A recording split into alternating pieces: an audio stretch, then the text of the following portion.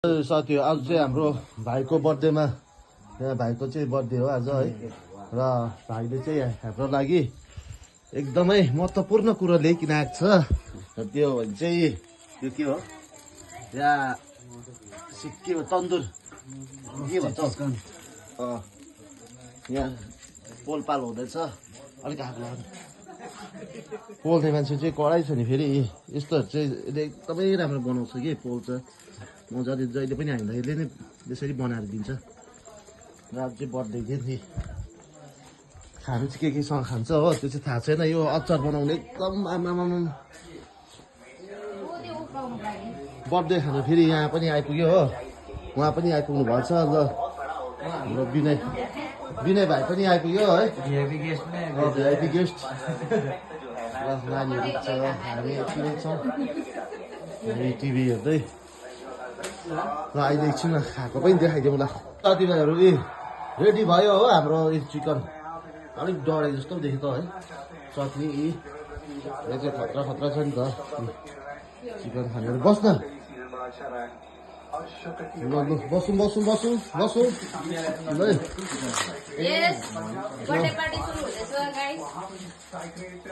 ल अब सुरु भयो ल अब सुरु भयो बर्थडे बोयबाट सुरु भयो लु यो पहिला यो सानो निकालेर खान निकाल्न पहिला सलाद पो खाइस् त अन्त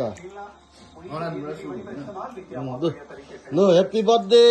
हाम्रो सुगम भाइ हो ह्याप्पी बर्थडे टु यु जानिन लु न लु न लिउ न लिउ न लिउ न लिउ न भाइ लु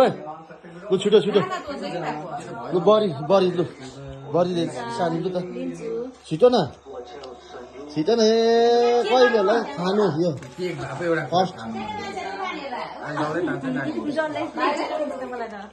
लु छिटो यहाँ राख्नु न ए उहाँले पनि सलादै खायो सलादै किन गर्नु गर त लु यो चाहिँ कुन चाहिँ पहेँलो पहेँलो छ खायो के हो कता म खाइदिएँ आमामा दामी भयो होला है यो चाहिँ तर यहाँ हेर्नुहोस् त आमाको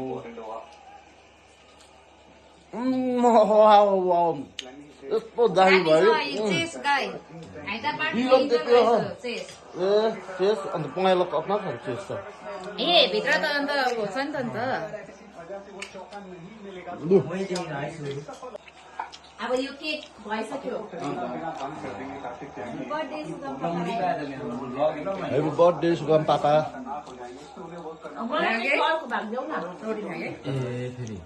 कस्तो भन्छ टेस्टहरू कस्तो छ कसैले पनि भन्यो नि त अलिक भित्र चाहिँ साह्रो पाकेन तर म जान्दिनँ हो